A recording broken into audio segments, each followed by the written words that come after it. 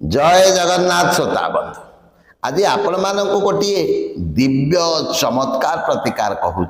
आपण माने आपण घरे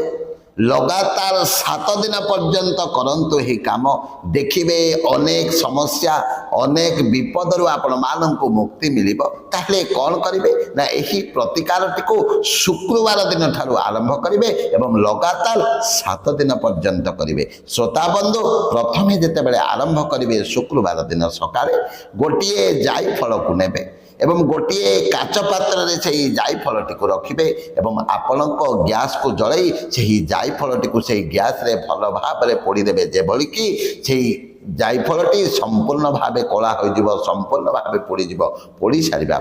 ताकू नहीं आपण घर पछपटे कौन से एक वृक्ष मूले रखिदेवे रखि सारी आउ से जायफलटी को न चाहे आप सीधा सड़क आपण घर को आसीजे।